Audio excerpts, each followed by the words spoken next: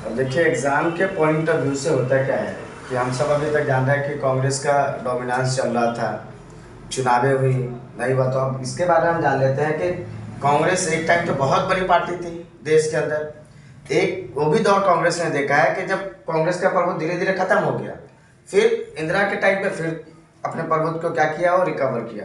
और आज आप लोग देख लीजिए, आज कांग्रेस कहीं नजर आ रहा है देश में।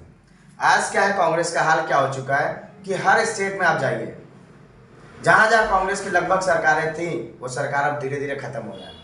आज जो चीजें चल रहा बीजेपी, लोग चाहे देखिए बीजेपी का स्ट्रेटेजी चाहे जो हो, लेकिन हम सबको पता है कि बीजेपी तो है। दिल्ली का चुनाव हुआ, आम आदमी पार्टी को देख लो, तो आम आदमी पार्टी दिल्ली, अगर लास्ट चुनाव की बात करते हैं, वो पार्टी जिसको 62 सीटें आता है, अब वही पार्टी जो 22 सीटों पे सिमट जा रहा है।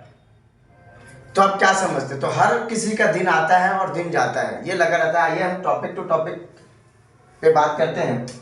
फर्स्ट जनरल इलेक्शंस होता है भारत के अंदर 1952 में। इससे पहले आप लोगों को बताया जा चुका है कि ये फर्स्ट जनरल इलेक्शन जो है अक्टूबर 1951 में ही स्टार्ट हुआ और फरवरी 1952 में समाप्त होता है। फरवरी 1952 में समाप्त होता है। लेकिन चूंकि देश के अधिकांश पार्ट पे फरवरी 1952 मतलब 1952 में चुनाव हुआ था, इसीलिए इसको फर्स्ट जनरल इलेक्शन 1952 का कहा जाता है। इस इलेक्शन में क्या होता है, कांग्रेस को 364 सीटें आती है, देश की बहुत बड़ी पार्टी होती है। दूसरा सीपीआई होता है जिसको 16 सीटें आती है और सेकेंड लार्जेस्ट पार्टी होती है। प्रधानमंत्री पंडित जवाहरलाल नेहरू बन जाते हैं। फर्स्ट टाइम होता है elected prime minister Pandit Jawaharlal Nehru. अब दूसरा सेकेंड जनरल इलेक्शन जो होता है 1957 में होता है। यहाँ भी कोई बदलाव आपको देखने को नहीं मिलता है। जब दूसरा जनरल इलेक्शन होता है 1957 में, तो उस समय कांग्रेस को 371 सीटें आता है। आप एक चीज ध्यान रखिएगा, ये 371 सीटें क्या है, आज की तरह मेंबर ऑफ पार्लियामेंट का 543 सीटें नहीं थी उस समय सिर्फ 489 सीटें था। उसमें 371 सीटें कांग्रेस के पास आता है और पंडित जवाहरलाल नेहरू फिर से सेकंड प्राइम मिनिस्टर बन जाते हैं, दूसरी बार प्राइम मिनिस्टर बनते हो। सिर्फ केरला एक ऐसा जगह होता है जहां जब स्टेट असेंबली का चुनाव होता है, उस चुनाव में कांग्रेस चुनाव हार जाती है और सीपीआई चुनाव जीतती है, सिर्फ केरला में। और सीपीआई जब चुनाव जीतता है तो सीपीआई की तरफ से ईएस नंबूरीपाद सीएम बनता है। जब ये सीएम बन जाते हैं, उसके बाद क्या होता है, 1959 में कांग्रेस ने क्या किया, आर्टिकल 356 का यूज किया और उसके सरकार को डिसमिस कर देता है।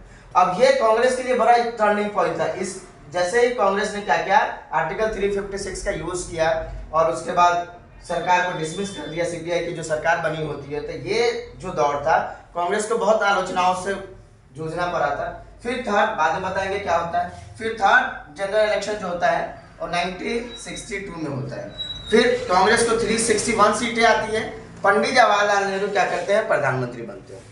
अब आप देखिए कि पहले में, दूसरे में, तीसरे में कांग्रेस ही कांग्रेस है। उसका सबसे बड़ा रीजन क्या होता है कि एक तो क्या होता है कि कांग्रेस देश की सबसे बड़ी और सबसे पुरानी पार्टी होती है, ओल्डेस्ट पार्टी होती है और बिगेस्ट पार्टी भी होता है, इसलिए ऐसा होता है। दूसरा, कांग्रेस ने क्या किया था कि स्वतंत्रता में भूमिका निभाया था, स्वतंत्रता से पहले की पार्टी थी वो, इसलिए ऐसा हुआ था।